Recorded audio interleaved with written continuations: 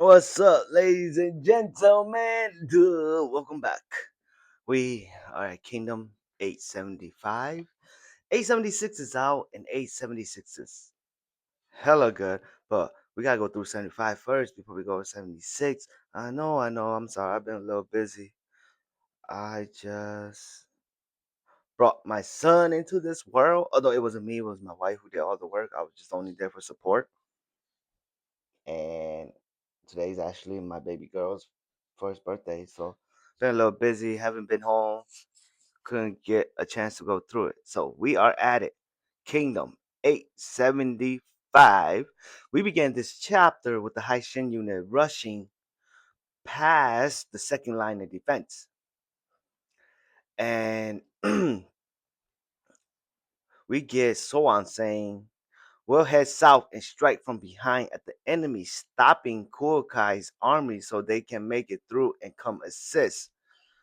And so Shin and Kyoten, they're like, "Okay, good job. We're counting on you. Go, Susan." So he leave. Him and his cavalry, they leave. And they're over there wishing them good fortune, all that good stuff. Now we shifted back to Shin. He goes, "Is it okay to just send that one unit, which is Soan's unit?" Kyoten goes, the Kuokai's army is great at precision strike. They'll definitely force an opening to where Susan is. And then she goes on and says, we on the other hand have to keep advancing through the open area where there's still no enemies after us." Okay, they give us a picture. Now, remember, Shin and them, they're on top of Kuokai's army. And Kuokai, she's underneath them. And then underneath Kuokai is Muten's army. And instead of south to north, it's east to west. So Shin, they break through the second line defense. Once that happened, so on his cavalry loop around to hit the second defense enemies who the Kuokai army they're facing, to hit their army from the back so that Kuokai and them can break through to join Shin them. That's what's going on. And now this is Shin. Advance and aim straight for Zhao's heart in one fell swoop.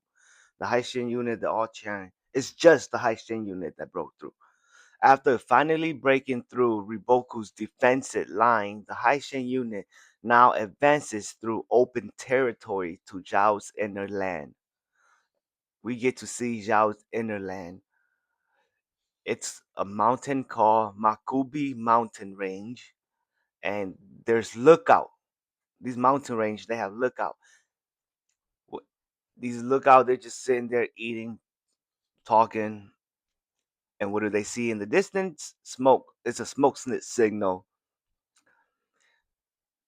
Once that happened, they get caught off by surprise, and they're like, "That's a signal flare from Mount Kuro, which is another mountain in the distance." Which means they broke through the second defensive line. This is bad. We had to set off our flare and let the other know. Hurry, it is from Mount Kuro. That means they broke straight through the center. Shit, this is really bad. These mountain has lookout. And on top of these lookout, they on top of these mountain, these lookout, they have smoke signal. Once they light a smoke signal, another mountain in the distance will be able to see that, oh, this is a smoke signal, and it sends message that way. We switch to Zhao, a small city in Zhao called Otsuyu. The guard there, they see the smoke flare. They're like, "Look, a flare. That's Mount Hakube." Ah, it really is. If there's a flare from Mount Hakube, the Queen army has broken through the center and is making their way in deeper. What? Look, now there's two smoke signal. Doesn't that mean we're in danger here? No way. Ring the emergency bell. Wait, wait. First tell the Lord that.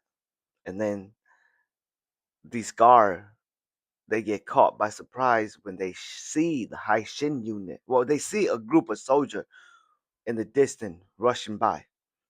They're like, that's that cavalry. Are they Zhao?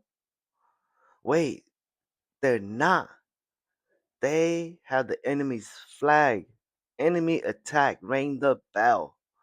And so they start ringing the bell. The whole little city go crazy. All the villagers and all the citizens, they all think that this is just a drill. Everybody's kind of shocked. The guard, they're telling all the citizens, women and children, hide under the ground. Underground, all the men grab a weapon, come up to the gate, and everybody's just panicking. Now we switch his perspective back to the Haishin unit. Kaioten, is it okay for us to be this close to an enemy city? They're really worked up in there because they could hear the bells and the dings and all that coming inside the city. And then this is Kaioten. It's fine. According to headquarters, this is just a small city. They won't come out and attack us. So the Haitian unit, they're not close enough to the city for the city to come out and attack them.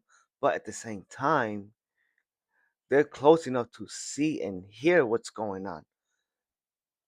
And what they're trying to do is they're trying to avoid all this city so that the soldier inside this city can't come out and try to delay them or stop them. Kyoten goes, they only have enough manpower to defend themselves anyway. And since they have sent most of those men out to fight already, they should have next to nothing left to attack us with. And afterward, you see two messenger comes up.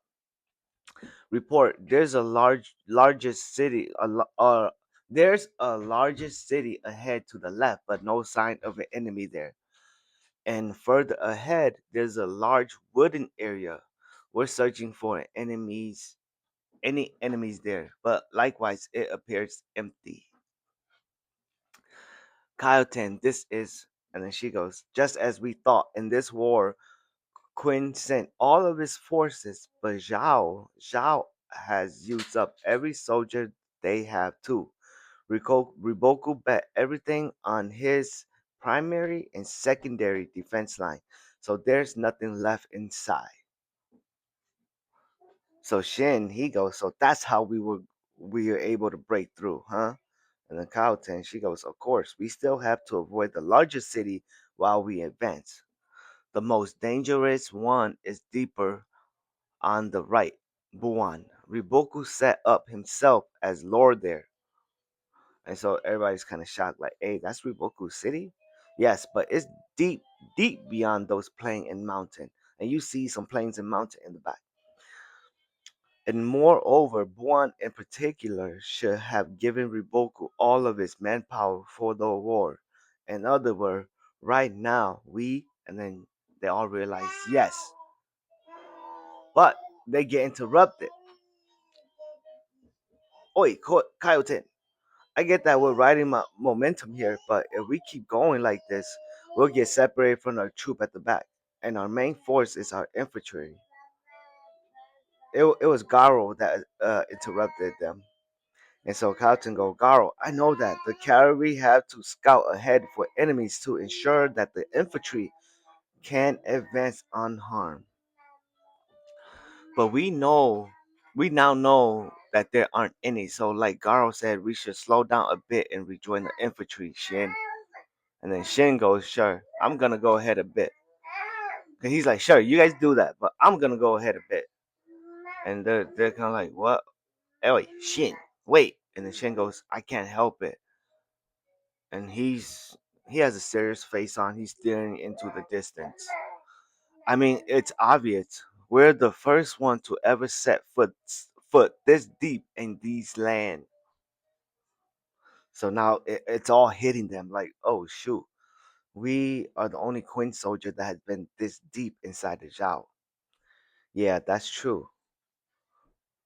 And then Shin go, okay, I'll go a bit further too. Well, this is Kaioten. Kaioten goes, okay, I'll go a bit further too. Oi, you two. That's Garo. Now the night end, and we switches back to Roku Omi's headquarters, and he gets a message. He got the message that the Haishin unit broke through. So he goes, the Haishin unit broke through the defensive line. Yes, we heard from our scout at the southern battlefield. We look into it, and it's true. And then Roku Omi goes, they broke through. So where are they now? And then it seems there aren't any details yet.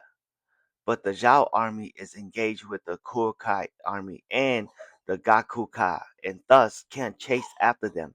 The Haishin unit is advancing deeper and deeper into Zhao land. They push in so far they even shaking off their allies. Roku Omi Sama. And then Roku Omi, he has a shock face on, and he's like that brat. So he's kind of impressed and shocked at the same time. That's the face he's giving off. Because since Shin and them are so deep that even their allies don't know how deep they are. And so Roku Omi, he goes, you really outshine us this time. Huh, Shin? Technically, he says, you brat, and then you really outshine us this time. And we see the sun rises to the next day. And we get scenes of the Haishin unit just marching past small castle while these castle are sending out warning signs. But they're just avoiding them. They're just marching on. Finally, you get two messengers right up to Shin. And look, up there, cavalry, Shin's group stopped moving. So the infantry, they caught up to Shin's group, the cavalry. And they're Bahi, he goes, look, up there, cavalry, Shin's group, they stopped moving.